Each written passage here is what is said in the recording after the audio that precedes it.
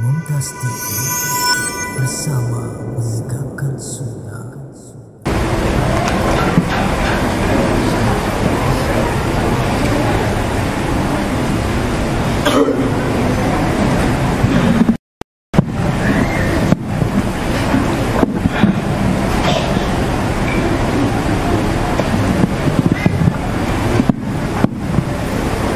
Assalamualaikum warahmatullahi wabarakatuh.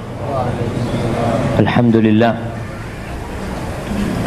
wassalatu wassalamu ala rasulillah wa ala alihi wa ashabihi wa man wala, amma ba'd. Ahibati fillah, ini insyaallah akan menjadi pertemuan kita yang terakhir di semester ini, dan semoga apa yang kita pelajari selama ini mendekatkan diri kita kepada Allah Azza wa Jalla. Allahumma 'allimna ma yanfa'una warzuqna 'uluman tanfa'una wahdina sawa'as sabil. Pada pertemuan sebelumnya kita membahas tentang bab ghurab, tentang memberikan nama dengan ghurab. Apa artinya ghurab? Burung gagak ya. Jadi kalau kita lihat nama-nama binatang yang mengandung sifat-sifat yang tidak terpuji, maka Rasulullah SAW merubah nama mereka. Seperti ghurab atau kalb yang berarti anjing, atau himar yang berarti keledai. Tapi nama-nama binatang yang memiliki sifat-sifat baik, maka Nabi membiarkan. Seperti asad umpamanya, ada nama sahabat Nabi yang bernama Usaid, itu tasghir min asad, atau fahad, atau namir, atau ghazal. Jadi nama-nama binatang yang memiliki sifat-sifat mulia maka diperkenankan. Karena ada nggak ketika orang mencela orang lain ya, lalu memanggilnya dengan ucapan hai harimau umpamanya, itu celaan apa pujian? Pujian. Hai singa. Orang marah sama temennya lalu memaki dia, mengatakan hai singa. Dia nggak marah, malah seneng ya ketika dikatakan singa. Tapi kalau dipanggil ya himar, marah dia dipanggil wahai keledai gitu. Ini menunjukkan bahwasanya ada nama-nama binatang yang memang buruk gitu. Orang nggak mau gitu disifati dengan sifat binatang tersebut. Tapi ada nama-nama yang merupakan kebanggaan gitu. Kalau dikatakan namanya Usaid, namanya Asad, namanya Namir, atau Fahad, atau Ghazal ya, nama-nama itu nama yang memiliki sifat-sifat yang baik. Jadi kalau ghurab atau nama-nama yang lainnya maka dirubah. Nama Syihab kita juga udah membahas bahwasanya Rasul sallallahu alaihi wasallam merubah nama orang yang awalnya Syihab jadi Hisham, dipanggil Hisham. Ada yang menambahkan, menisbatkan Syihab ini kepada agama, menamakan anaknya Syihabuddin. Kalau nggak salah ada mahasiswa yang namanya Syihab. Nah, Syihabuddin, Syihabul Muttaqin, Syihab Imamul Muttaqin. Ya, kita punya mahasiswa namanya Syihab. Rasulullah SAW mengganti namanya dengan Hisham. Syihab ini artinya potongan api ya, seperti potongan dari bintang yang dilemparkan kepada jin-jin, itu namanya Syihab. Kemudian menisbatkan Syihab kepada agama tidak benar. Makanya dikatakan Syihabuddin. Kenapa? Karena agama ini tidak membakar. Agama ini indah. Makanya ada orang namanya Nuruddin. Boleh nggak memberikan nama kepada anaknya Nuruddin? Diyauddin. Agama itu nur wa diya, yaitu cahaya yang terang tapi tidak membakar gitu. Ulama melarang sebenarnya memberikan nama dengan nama-nama menisbatkan kepada agama, karena di situ ada unsur tazkiyah tadi. Dikatakan Nuruddin, fulan sama Nuruddin, cahayanya agama. Atau namanya siapa? Imamul Muttaqin, imamnya orang-orang yang bertakwa. Iya, kita berharap kita menjadi Imamul Muttaqin. Ini berkaitan dengan Syihab. Baik, kita masuk ke bab 365, yaitu bab Al-As. Nah, silakan dibaca. Ahsanallahu ilaikum. Alhamdulillah wassalatu wassalamu ala Rasulillah wa ala alihi wa sahbihi ajma'in. Allahumma ighfir lana wa li shaykhina wa li walidayhi wa li masyayikhina wal hadirin wal mustami'in. ثم قال صاحب الكتاب الأدب المفرد وهو أمير المؤمنين في الحديث أبو عبد الله محمد بن إسماعيل بن إبراهيم بن المغيرة بردزبة الجعفي البخاري رحمه الله تعالى. باب العصر. مسدد قال حدثني يحيى بن سعيد عن زكريا قال حدثني عامر عن عبد الله بن مطيع قال سمعت مطيعا يقول سمعت النبي صلى الله عليه وسلم يقول يوم فتح مكة لا يقتل قرشي صبرا بعد اليوم إلى يوم القيامة فلم يدرك الإسلام أحد من أصاة قريش غير مطيع كان اسمه العاص فسماه النبي صلى الله عليه وسلم مطيعا. Barakallahu fiik. Ini bab yang namanya Al-As, Abdullah bin Amr ibn Al-As. As ini dari asal kata maksiat, dari isyan. Jadi orang yang enggak nurut, gitu Al-As. Tapi kita sebutkan bahwasanya orang-orang Arab dahulu memberikan nama kepada anak-anak mereka nama yang buruk. Kenapa? Karena sejatinya nama-nama itu diberikan untuk menakut-nakuti musuh. Karena mereka dulu sering berperang. Maka nama anaknya dikasih nama-nama yang menakutkan. Adapun nama budak mereka dikasih nama-nama yang enak, yang bagus ya. Seperti Robah, ya Robah itu dari ribih, yang menguntungkan gitu nama budaknya. Atau Aflah, nanti kita akan dapatkan nama tersebut. Mereka memberikan nama Al-As bukan karena kepingin anaknya ahli maksiat, bukan. Tapi bagaimana tatkala menghadapi musuh, mereka tahu ini fulan nggak bisa diremehkan gitu. Tapi ternyata setelah datangnya Islam, nama-nama itu nggak baik gitu. Nama itu perlu diganti. Ada seorang sahabat wanita yang namanya Asiyah. Istrinya Fir'aun bukan Asiyah pakai sad, tapi Asiyah bil hamzah was sin. Asiyah. Tapi di sini disebutkan Amir meriwayatkan dari Abdullah ibn Muti'. Nah, Abdullah bin Muti' ini dilahirkan di masa hidupnya Nabi SAW. Disebutkan dia termasuk tokoh Quraisy yang pemberani, Abdullah bin Muti' ini. Dan dia termasuk salah satu oratornya atau da'inya Abdullah bin Zubair ketika pemberontakan kepada Bani Umayyah. Dan dia pula yang memprovokasi orang-orang untuk memberontak ya, sehingga kejadian Harrah di kota Madinah, di mana banyak terbunuh dari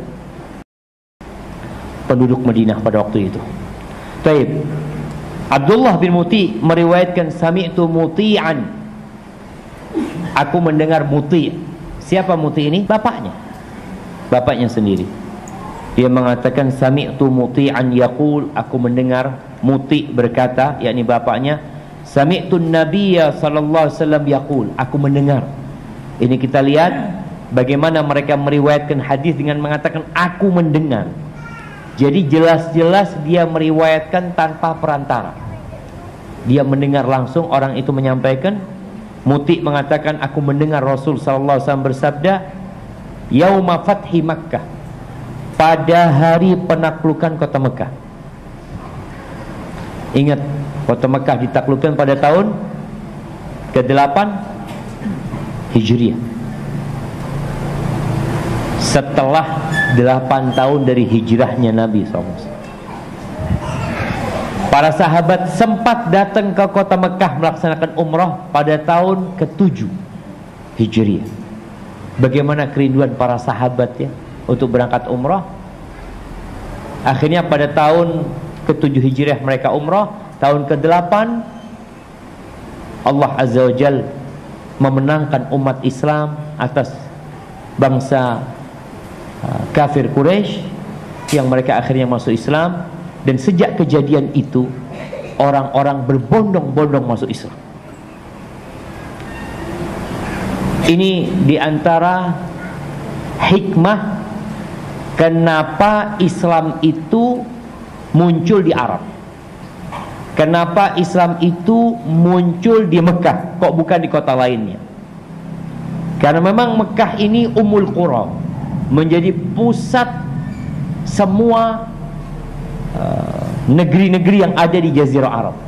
Di situ ada Ka'bah, mereka berangkat umrah, mereka berangkat haji. Ketika kaum Quraisy ini kalah, menyerah mereka, maka bangsa Arab yang selama ini menonton peperangan antara umat Islam dengan bangsa Quraisy, akhirnya mereka yakin bahwasanya umat Islam itu benar. Buktinya apa? Allah memenangkan mereka. Dahulu mereka berpikir Quraisy yang benar. Kenapa? Karena Allah membela Quraisy ketika penaklukan kota, ketika kejadian Hadithatul Fil, perang gajah. Itu Allah memenangkan Quraisy melawan pasukan gajah tanpa mereka berperang. Sehingga bangsa Arab itu takut sama Quraisy. Karena semua kabilah yang dilewati oleh Abraha itu kalah. Ketika mereka sampai ke Ka'bah, sampai ke kota Makkah, ternyata Allah mengirimkan tayran ababil. Sehingga ini menunjukkan bahwa kabilah Quraisy itu kabilah yang dijaga dan dilindungi oleh Allah Azza wa Jalla. Tapi kejadian Fathu Makkah menjadikan pamornya Quraisy hilang, sudah nggak ada sudah. Buktinya Mekah dikuasai oleh Nabi Muhammad sallallahu alaihi wasallam. Baik. Pada hari penaklukan kota Mekah itu, Nabi alaihi salatu wasallam mengatakan, la yuqtalu Qurasyyun sabran ba'dal yaum ila yaumil qiyam. Enggak ada lagi orang Quraisy yang dibunuh sabar, artinya dibunuh dalam kondisi tidak melawan sampai hari kiamat. Enggak ada. Maksudnya bahwasanya kota Mekah akan menjadi negeri Islam, dan bahwasanya nggak ada orang Quraisy yang saat itu masuk Islam kemudian murtad.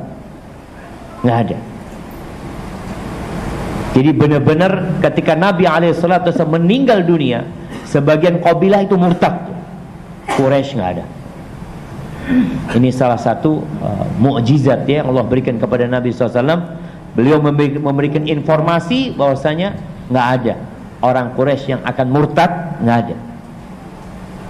Adapun nanti orang Quraisy yang dibunuh, ya ada, dibunuh sabar ada, tapi bukan karena mereka murtad, tidak. Seperti dibunuhnya ya ketika Hajjaj bin Yusuf menyerang kota Mekah pada waktu itu, di mana beberapa orang Quraisy dibunuh oleh Hajjaj alaihi minallahi ma yastahiq. Baik. Lalu katanya Muti mengatakan, falam yudrikil Islam ahadun min usati Quraisy.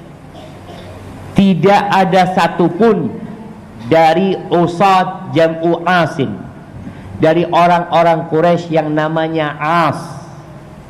Jadi nggak ada satupun dari bangsa Quraisy yang namanya As, yakni orang yang bermaksiat, orang yang nggak nurut, yang masuk Islam. Nggak ada. Jadi semua yang namanya Al-As itu mati dalam kekafiran. Ghairu Muti, kecuali bapaknya Abdullah, yaitu Muti. Muti itu masuk Islam, dulu namanya Al-As, lalu diganti oleh Nabi alaihissalatu wasallam namanya dengan Muti. Lawannya Al-As, yang tukang maksiat, itu Muti, yang ahli ketaatan. Ingat, semua orang itu akan dapat bagian dari namanya. Maka kalau tadi dikatakan orang-orang Quraisy yang namanya Al-As, nggak ada satupun yang masuk Islam. Ya mereka seperti namanya, menolak, membantah. Maka jangan sembarangan memberikan nama. Berikan nama-nama yang baik. Baik. Dilanjutkan. Ahsanallahu ilaikum. Bab. ثم قال المؤلف رحمه الله تعالى باب من دعا صاحبه فيختصر وينقص من اسمه شيئا. حدثنا أبو اليمان قال حدثنا شعيب عن الزهري قال حدثني أبو سلمة أن عائشة رضي الله عنها قالت قال رسول الله صلى الله عليه وسلم يا عائش هذا جبريل يقرأ عليك السلام. قالت وعليه السلام ورحمة الله. قالت وهو يرى ما لا أرى. Baik, ini bab yang memanggil kawannya lalu meringkas namanya. Jadi mengurangi beberapa huruf dari namanya. Ini banyak terjadi di Indonesia. Jadi memanggil dengan nama panggilan itu boleh, tapi usahakan ya paling tidak masih mengandung nama aslinya, tidak berubah full dari namanya. Seperti yang Anda contohkan, ada orang namanya Saleh, panggilannya Dede. Dede. Ada Abdullah, panggilannya Dudung. Jadi sama sekali tidak ada apa ya? Tidak ada nama aslinya, itu nggak ketahuan gitu. Di sini kita lihat bagaimana Rasulullah SAW menyingkat nama, tapi tetap menunjukkan nama asli. Baik, di sini Imam Bukhari mengatakan telah mengajarkan kepada kami Abu Yaman, dia mengatakan haddatsana Syuaib dari Zuhri, dia berkata telah mengajarkan kepada kami Abu Salamah anna Aisyah, bahwa Aisyah radhiyallahu taala anha qalat qala Rasulullah sallallahu alaihi wasallam, Rasulullah sallallahu alaihi wasallam bersabda, ya Aish. Namanya siapa? Aisyah, tapi dipanggil ya Aish. Jadi dibuang tak marbutoh, ya Aish. Ini ya ada unsur memanjakan yang dipanggil. Jadi memanggil istri, kalau ketika dia punya nama yang panjang, panggillah dengan yang pendek umpamanya, tapi paling tidak masih ada nama aslinya, ya Aish. Nanti Uthman dipanggil ya Uthman. Uthman, namanya Uthman dipanggil Uthman. Kadang-kadang di sini panggil Maman. Siapa namanya Maman? Hilang nama aslinya. Baik.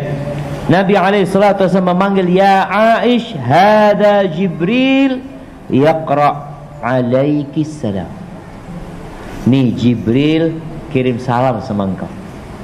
Subhanallah jemaah. Bayangin ya, Khadijah punya fadilah, nggak ada yang bisa menandingi fadilah Khadijah radhiyallahu taala anha. Siapa yang kirim salam kepada Khadijah? Allah. Allah itu kirim salam sama Khadijah. Bayangin ya, bagaimana cintanya Allah sama Khadijah sampai mengirimkan salamnya kepada Khadijah lewat Jibril. Jibril tidak menyampaikan langsung kepada Khadijah. Ketika itu Nabi SAW sedang bersama Jibril. Tahu-tahu datang Khadijah, udah tua Khadijah. Kata Jibril, ya Muhammad, hadhihi Khadijah. Ini Khadijah lagi datang nih. Fa idza hiya atatki. Kalau dia sampai ke sini nanti, fa aqriha min rabbiha salam wa minni. Sampaikan kepada dia bahwasanya Allah kirim salam sama dia, Tuhannya kirim salam sama dia. Bayangin, yang menciptakan Khadijah kirim salam sama Khadijah radhiyallahu taala anha. Ini menunjukkan kedudukan Khadijah, dan aku juga kirim salam, kata Jibril. Adapun Aisyah hanya mendapatkan salam dari Jibril alaihissalam.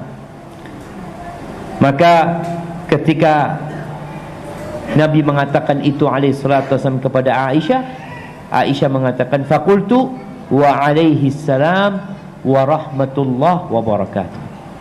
Jadi kalau ada orang kirim salam itu jawabannya, kalau dia perempuan, wa alaihassalam wa rahmatullah wa barakatuh. Mai fulan kirim salam sama engkau, katakan wa alaihissalam wa rahmatullah wa barakatuh. Atau alaika wa alaihissalam, buat engkau dan buat dia salam. Jadi bukan fulan kirim salam sama engkau, waalaikumsalam warahmatullahi wabarakatuh.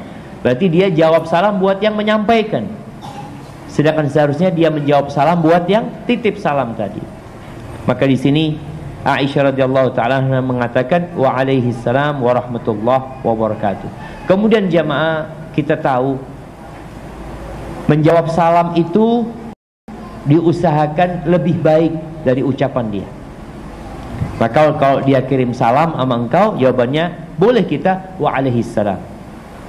Atau yang lebih baik adalah menambahkan wa alaihissalam wa rahmatullah.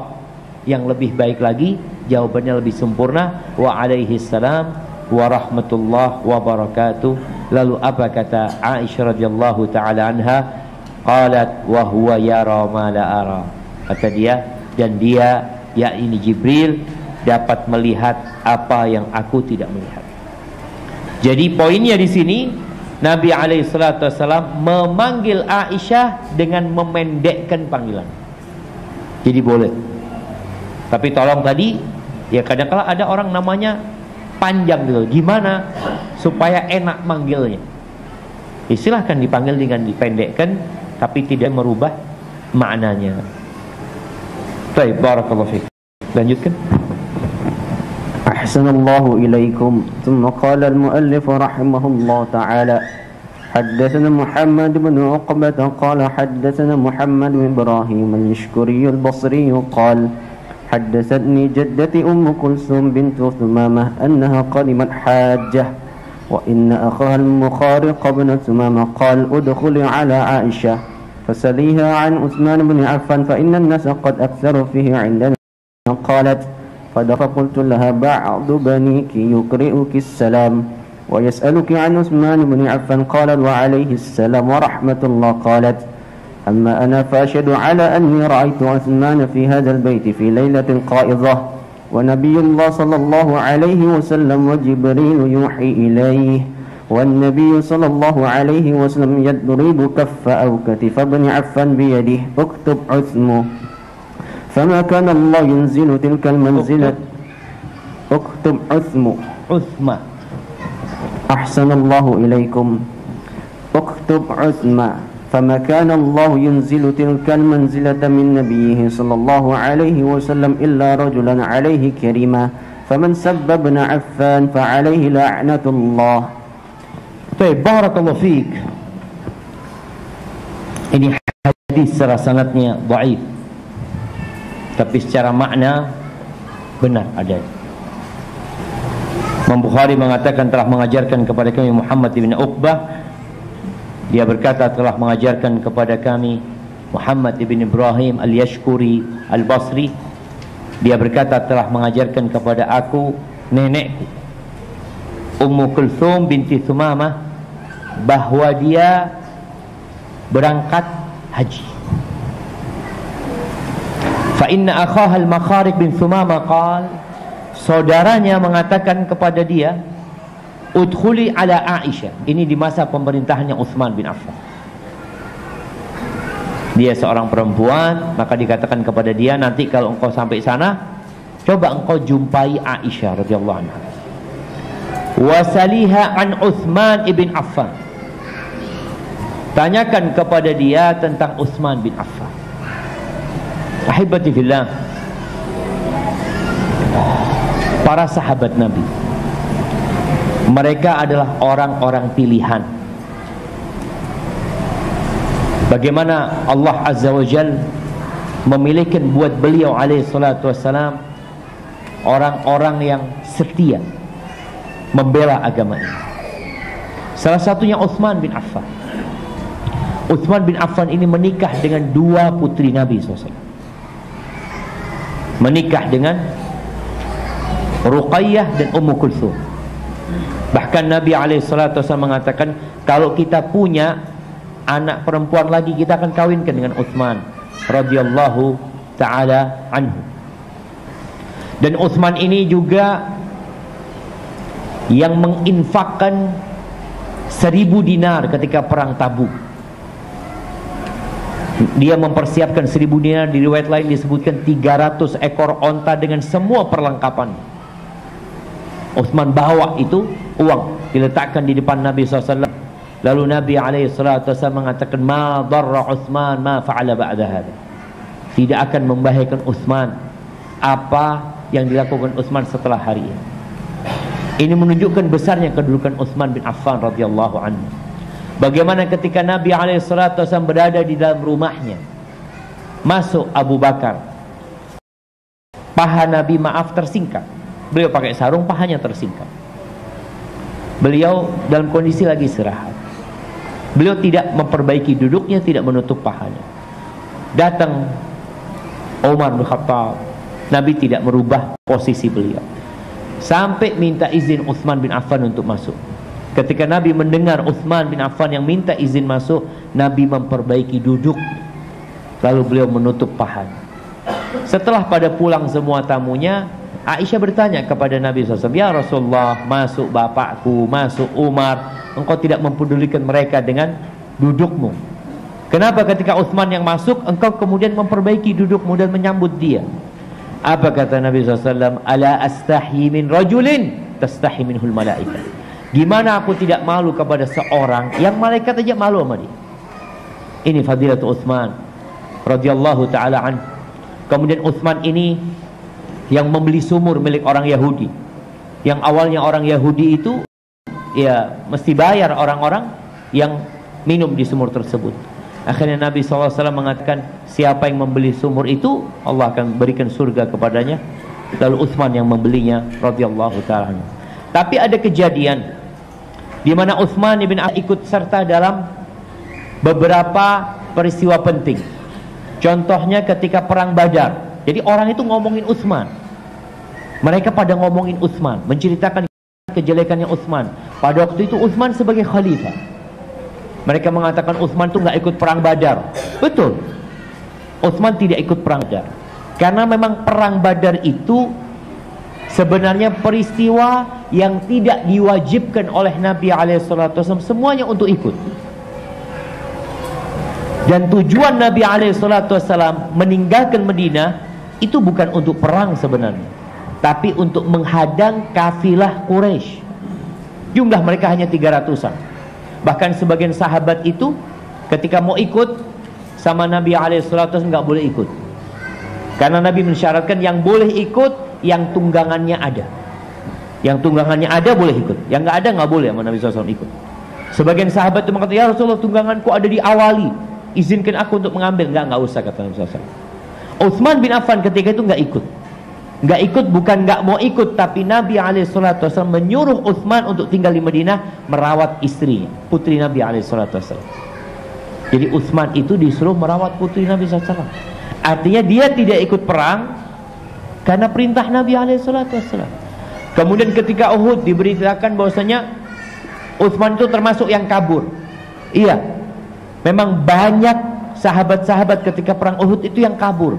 Bahkan mereka masuk ke kota Madinah ketika diserang oleh Khalid bin Walid dari belakang. Tapi Allah Azza wa Jalla telah memaafkan mereka. Afallahu amma salaf, sudah selesai, semua dimaafkan sama Allah Azza wa Jalla. Berarti nggak ada di sini celah untuk mencela Utsman bin Affan radhiyallahu anhu.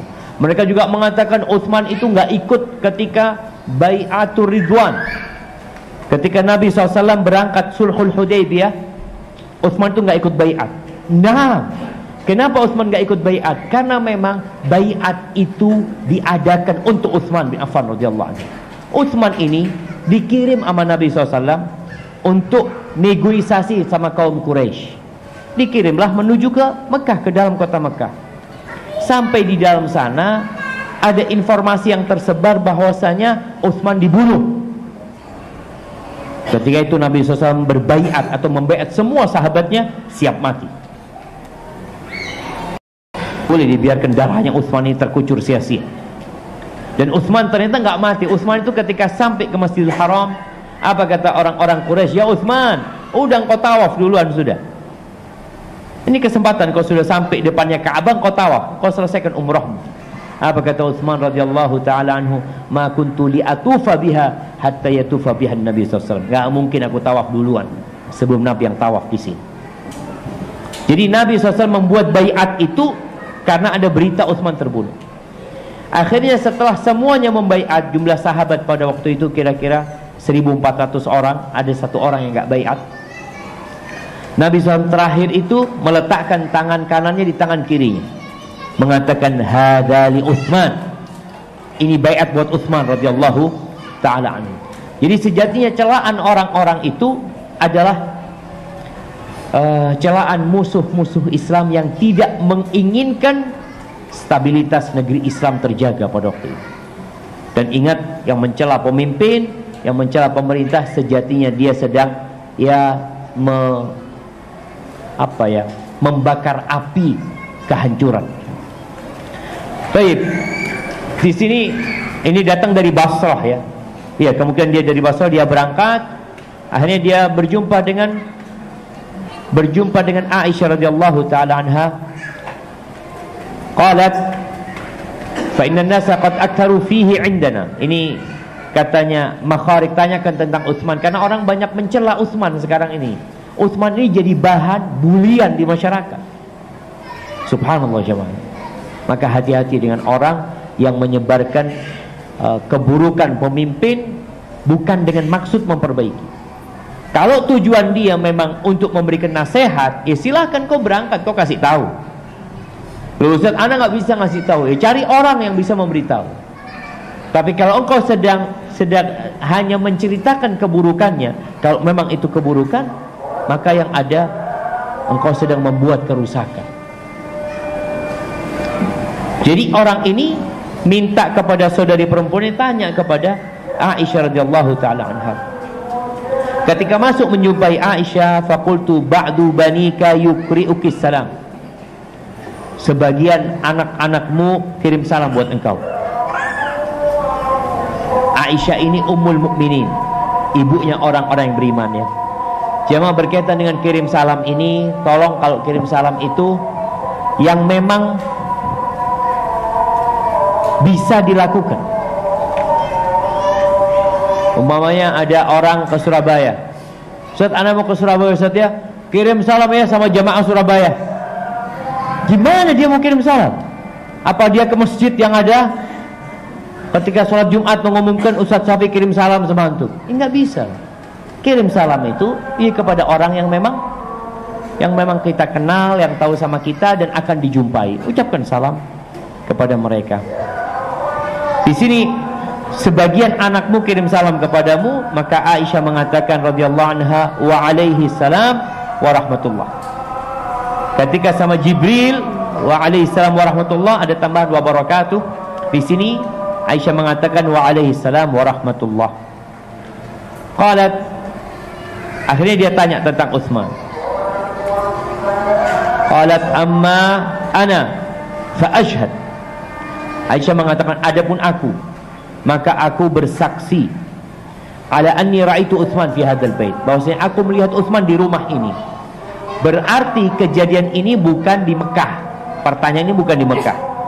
Jadi biasanya jemaah haji itu kalau berangkat haji sekalian ziarah ke kota Madinah. Atau kalau mereka dari arah Basrah, bisa jadi mereka lewat Madinah dulu baru mereka haji.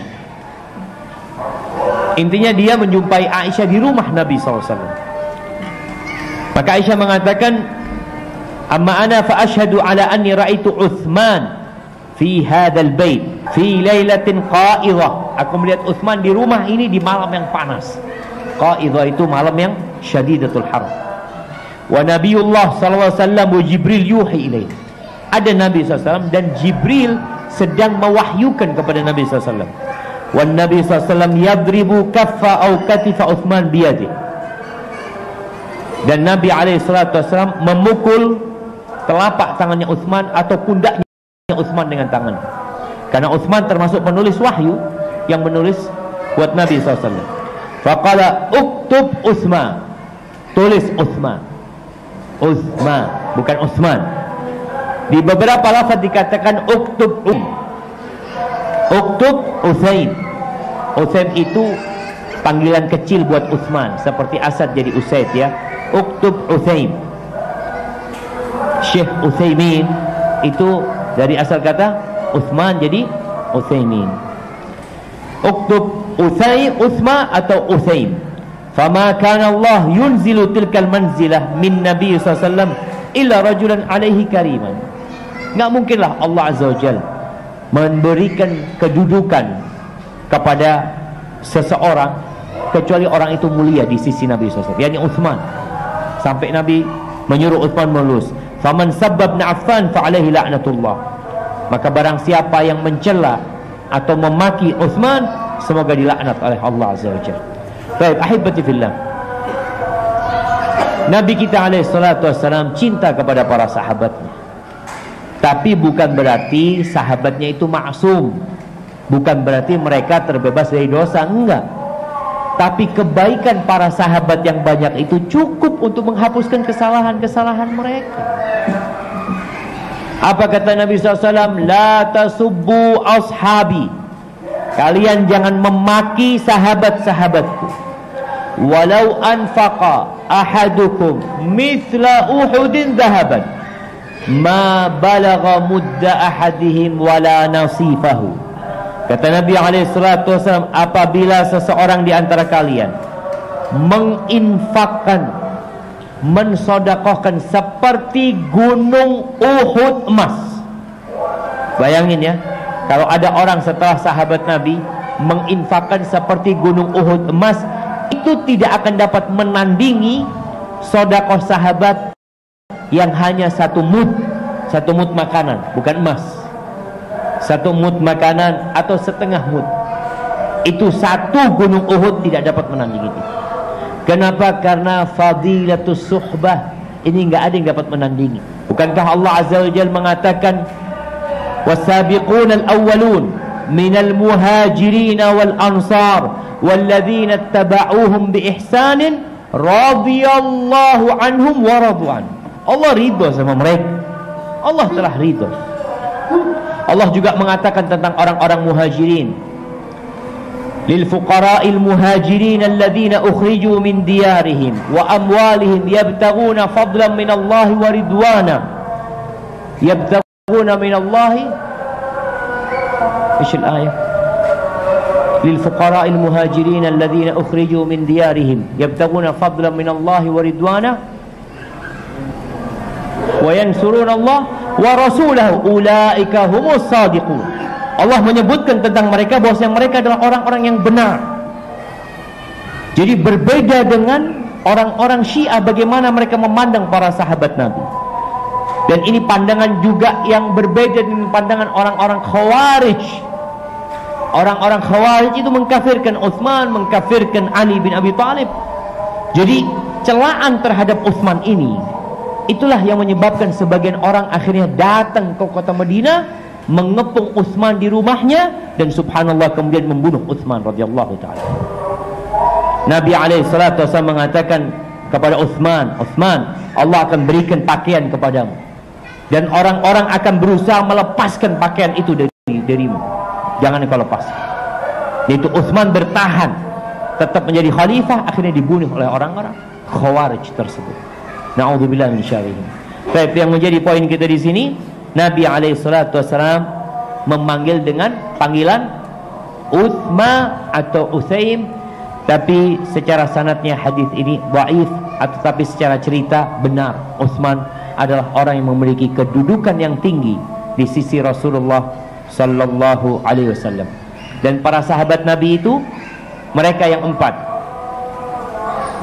Abu Bakar, Umar, Utsman, Ali. Kedudukan mereka dalam kemuliaan seperti kedudukan mereka dalam khilafah. طيب بارك الله فيك. نعم نسمع الأذان.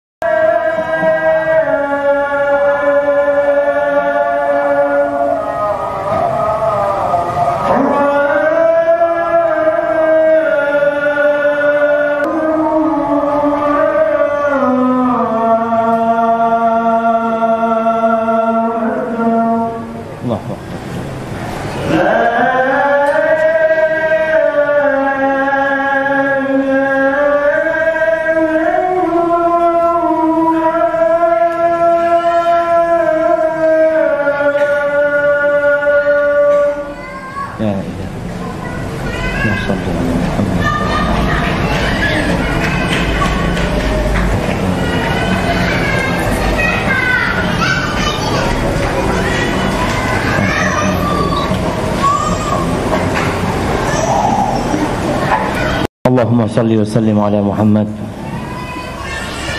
Baik, ana akan jawab beberapa pertanyaan yang sampai. Bismillah. Afwan Ustaz, izin bertanya. Ana disuruh orang tua ana, tepatnya ibu ana, untuk mengisi kajian ibu-ibu komplek. Sebenarnya ana nolak Ustaz, karena ana belum memiliki kemampuan untuk tampil di depan orang banyak. Dan akhirnya ana terima Ustaz. Kira-kira apa tema atau pembahasan yang cocok untuk ana sampaikan kepada ibu-ibu? Baik, ahibati fillah. Ini antum sebentar lagi pada mau pulang ya, liburan ya. Harapan ana jangan pulang kecuali antum sudah punya program yang antum akan kerjakan ketika liburan. Ingat, Allah mengatakan waliyunziru qaumahum idza raja'u ilaih, agar mereka memberikan peringatan kepada kaumnya ketika mereka pulang. Kalau antum nggak punya program dan tidak ada rencana menyampaikan apa yang antum pelajari, antum jangan pulang. Antum berarti belum siap belajar lagi, sudah. Lanjutkan belajar sampai antum selesai punya ilmu baru pulang. Tapi yang pulang mau tidak mau antum harus sampaikan. Kalau dikatakan anak ya belum pede ini itu, ya banyak alasan jamaah. Maka yang harus dilakukan adalah mempersiapkan diri. Dan alhamdulillah mahasiswa insyaallah bisalah dia menyampaikan apa yang dia ketahui. Balighu anni walau ayat. Maka ambil kesempatan. Kalau ada kesempatan antum suruh ngisi kajian, bismillah. Ini kesempatan. Kesempatan untuk menyampaikan agama Allah Azza wa Jalla. Antum ingat dengan sabda Nabi alaihi salatu wasallam, la ayyahdiyallahu bika rajulan wahidan khairul laka min humrin na'am. Orang dapat hidayah lewat jalan antum, yakni Allah kasih hidayah sama orang lewat jalan antum, gara-gara antum, itu lebih baik buat antum daripada harta yang paling baik di masa itu. Unta merah itu. Maka ya antum lihat, kalau bicara tema apa yang paling baik, mungkin antum sampaikan kepada mak itu tafsir surat wal asri. Antum sampaikan. Di situ antum akan menyampaikan muqaddimah dari salasatil usul tentang kewajiban seorang supaya orang-orang itu beragama dengan berilmu, yakni berilmu dahulu sebelum beramal. Ana rasa itu cocok buat emak-emak, dan antum harus siap kalau sudah jadi dai-nya emak-emak, ya harus siap. Barakallahu fikum. Selasa 14 Juni 2022. Jamaah kita Selasa 15 Dzulqa'dah. Nah, malam 15 kita ya. Tolonglah kita ini benar-benar menghargai kalender umat Islam. Semoga Allah menjaga antum dalam kebaikan dan kesehatan. Amin. Ana adalah anak pertama. Ibu ana sering curhat problematika yang dialami ke ana. Ana pun berusaha memberikan solusi. Namun di lain waktu ibu cerita masalah yang sama kembali. Berulang-ulang curhat masalah yang sama. Orang lain pun terkadang curhat problematikanya ke ana juga. Ana pun dulu memberi solusi. Pertanyaannya, bagaimana menjadi sosok figur yang tegar dan kuat? Karena ana juga punya masalah, namun enggan bercerita. Tapi di sisi lain harus memberi solusi dan menguatkan orang lain. Barakallahu fikum. Iya jamaah, antum ketika menjadi public figure, ketika menjadi ustadz ya, orang-orang akan beranggapan antum memiliki apa yang tidak mereka miliki, sehingga mereka berharap dapat solusi dari antum. Apa yang harus antum lakukan? Yang antum sabar menghadapi mereka. Boleh jadi yang ibu antum lakukan adalah hanya ingin teman pendengar. Artinya antum akan kasih solusi, mungkin solusi itu sama. Solusinya adalah bersabar, solusinya adalah bertakwa, berdoa mohon kepada Allah Azza wa Jalla. Nanti dia akan cerita lagi. Maka jamaah, antum harus belajar mendengar, banyak mendengar. Antum tahu di barat sana ada penyewaan kawan. Jadi orang tuh disewa hanya untuk mendengar. Pokoknya datang diajak makan malam, ya udah, orang ini cerita macam antum cuma dengar ya. Barakallahu fik, kasih fulus sudah. Nah, karena kalau tidak ada yang mendengar, artinya dia tidak ada teman untuk mencurahkan isi hatinya, itu jadi beban. Maka nasihat ana buat orang-orang yang tidak punya kawan curhat, tolong engkau tulis di buku diari, tulis di buku supaya lepas dari hatimu. Jangan curhat di status, karena antum sedang menambah masalah dalam kehidupan. Ana terus terang, alhamdulillah, sampai hari ini ana nggak suka ngeliat status orang. Ana kalau ditanya sama istrinya, bang tahu statusnya fulan? Nggak tahu ana. Sampai kadang-kala buka status kayak apa nggak tahu. Ana ngomong sama istri ana, syuf, kalau ingin engkau hidup tenang, jangan buka status orang. Kita tenang. Tapi kalau buka statusnya orang, loh kok kayaknya nyindir ana ini. Padahal nggak ada niat nyindir yang baca ini. Cuma orang itu kan punya masalah sama fulan, kadang-kala dia bikin status seperti itu. Maka jangan. Dan ana rasakan, ketika kita mengikuti status orang, ikuti statusmu. Kita itu jangan menyibukkan diri dengan status orang, sibukkan dirimu dengan statusmu. Tapi gimana kalau ada orang yang curhat, yang nggak ada masalah, engkau tampung. Jadikan ini kesempatan untuk mendapatkan kedudukan terindah di sisi Allah Azza wa Jalla. Bukankah Nabi alaihi salatu wassalam ketika beliau ditanya amalan apa yang paling dicintai Allah, apa? Sururun tudkhiluhu ila muslim. Kegembiraan yang kau berikan kepada seorang muslim. Ini kesempatan. Apalagi ibumu. Ini kesempatan membuat ibu gembira. Maka kalau engkau sudah tahu ibu ini akan curhat secara berkala dengan problematika yang sama, engkau harus siapkan jawaban yang beragam. Engkau mungkin baca cerita ini itu dan kepada ibu. Kalau hari ini engkau cerita tentang Nabi Yusuf dengan masalahnya, nanti ibu curhat jangan cerita Nabi Yusuf lagi. Ceritanya Nabi Ayub, bagaimana masalahnya beliau. Nanti curhat lagi, ceritakan ceritanya Nabi Yunus. Nanti curhat lagi dengan masalah yang sama, engkau ceritakan ceritanya Nabi Muhammad SAW atau ceritanya Nabi Musa.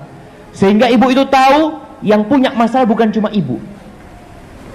Anda ingat membaca cerita Dzulqarnain ketika dia mau meninggal dunia kalau nggak salah, atau salah satu saudaranya mau meninggal dunia. Kalau nggak salah Dzulqarnain mau meninggal dunia, dia kirim surat sama ibunya.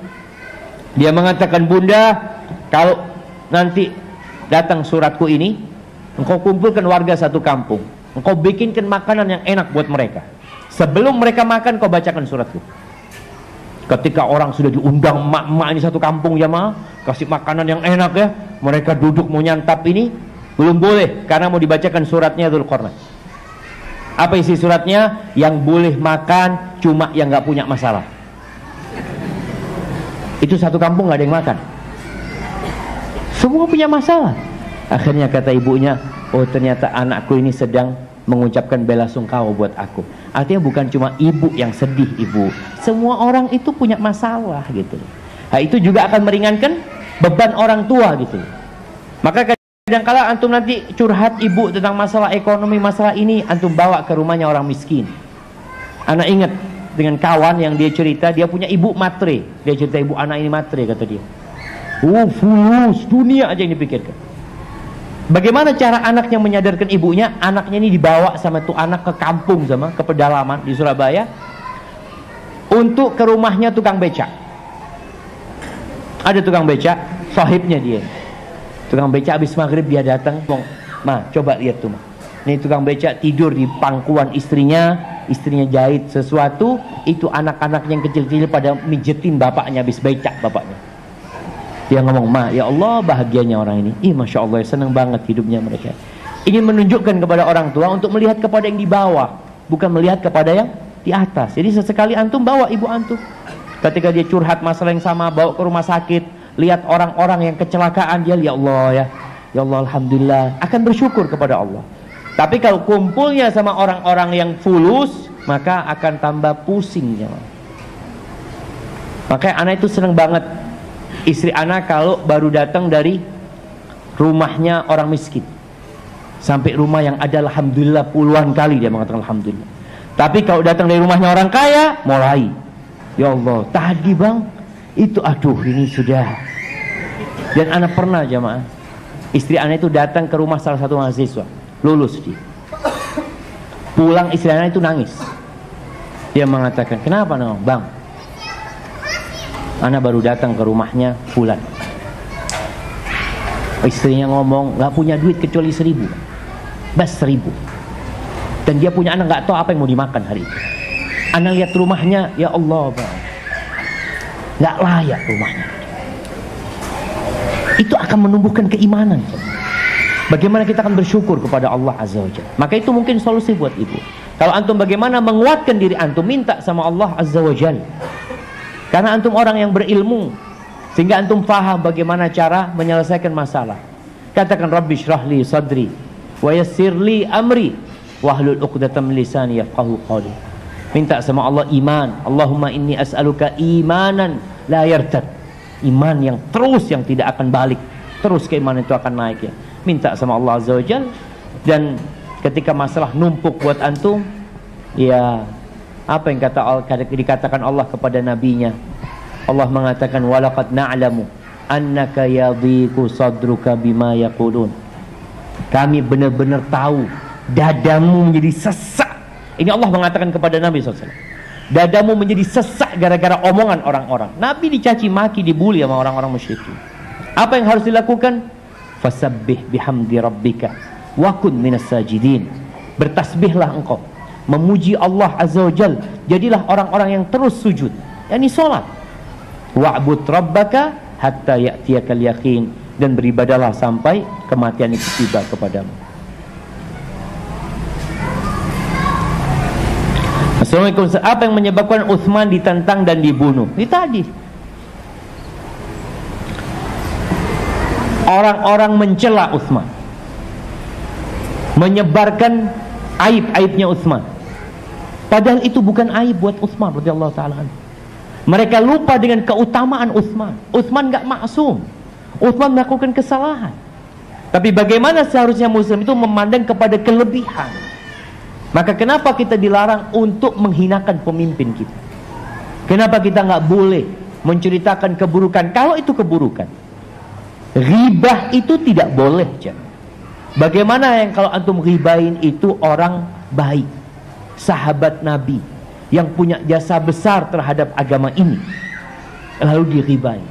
Maka itu sebenarnya penyebab akhirnya orang-orang bodoh, orang-orang yang tidak mengerti tentang agama ini, mereka datang ke kota Madinah, mereka membunuh Utsman radhiyallahu taala anha karena dianggap Utsman tidak adil, tidak ini, tidak itu, dan semua itu kebanyakan adalah tadi imma kebohongan atau ketidaktahuan dari masyarakat.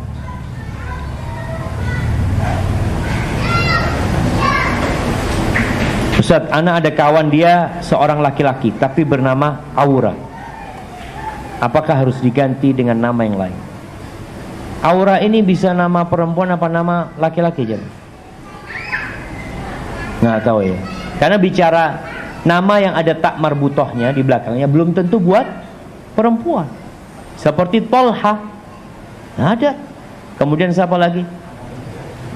Hamzah, Jundah, Muawiyah. Nama-nama yang ada tak marbutohnya belum tentu buat perempuan. Enggak, belum tentu. Jadi dipastikan dahulu. Masya Allah. Ada pertanyaan yang anak takut jawab.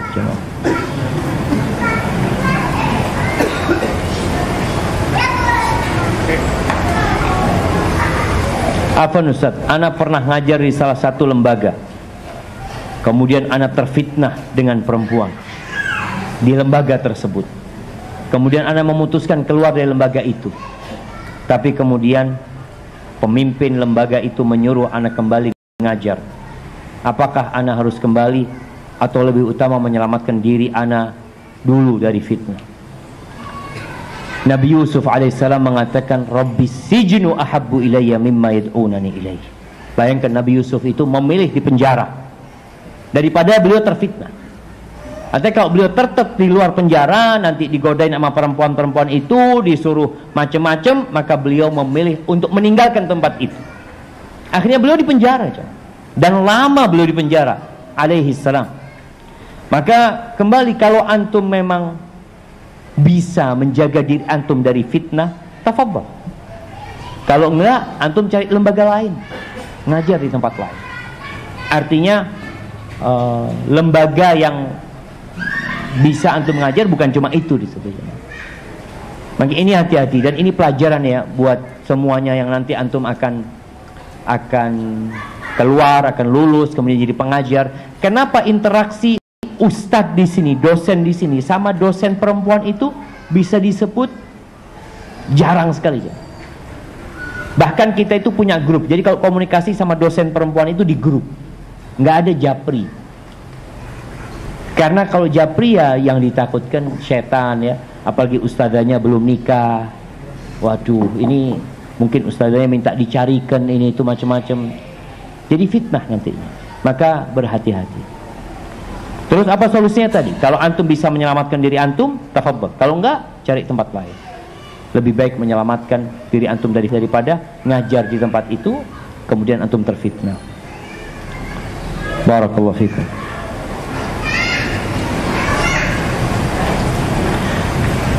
Bagaimana syariat memandang dai yang berdakwah dengan syarat harus ada imbalan atau bayaran? Apakah ini termasuk menjual agama? Katanya dai harus ikhlas dalam berdakwah, karena ada sebagian ustadz yang membolehkan dengan mengkiaskan kepada guru di sekolah atau perguruan tinggi. Iya, ahibati fillah, kalau bicara dakwah itu harus ikhlas. Ngajar itu harus ikhlas. Jadi guru itu harus ikhlas. Semuanya harus ikhlas. Tapi apakah mengambil imbalan dari yang dia ajarkan? Guru ngaji umpamanya mengajarkan Al-Quranul Karim, bolehkah dia mengambil imbalan? Di sini ada khilaf di antara para ulama, tapi pendapat yang rajih diperbolehkan dia mengambil imbalan asalkan tadi tetap ikhlas. Jadi bukan tujuannya cari uang. Kemudian kalau bicara para pendakwah umpamanya, maka jangan sampai dia meniatkan untuk mencari uang. Jadi kalau tujuannya mencari uang, kapan dia mencari pahala dari sisi Allah Azza wa Jalla? Sehingga para dai ketika dia berdakwah, paling tidak memang kalau dia dikasih uang apa? Uang transportasi, bahasanya itu apa? Bisyarah, uang transportasi. Sampai ada seorang ustadz, dia WA-na, Ustadz, ana ini Ustadz ngisi di satu tempat, biasanya dikasih uang transportasi itu, tapi waktu itu nggak dikasih Ustadz. Apa ana ngomong sama panitianya Ustadz? Ana ngomong nggak usah ngomong. Artinya boleh jadi panitia lupa aja. Benar, boleh jadi panitia lupa. Jadi ana rasa ya usahakan ketika antum berdakwah tujuannya itu bukan untuk mendapatkan uang tersebut. Ada seorang dai memberikan contoh dulu, berdakwah itu seperti membajak sawah. Ketika membajak sawah itu kadang-kadang kita dapat ikan, dapat lele, ada lele, oh masya Allah dapat lele, taruh di timba, kemudian bajak lagi ya, kita nyangkul sawah, mau ditanemin sawahnya ini, tahu-tahu ada belut, ambil belut nggak apa-apa, tapi jangan antum cari belut sama cari lele, sawahnya nggak ditanam-tanemin, tujuan antum menanamin sawah tersebut gitu. Maka tetap harus ikhlas lillahi ta'ala, jangan sampai menjadikan harta itu sebagai tujuan antum dan para penuntut ilmu.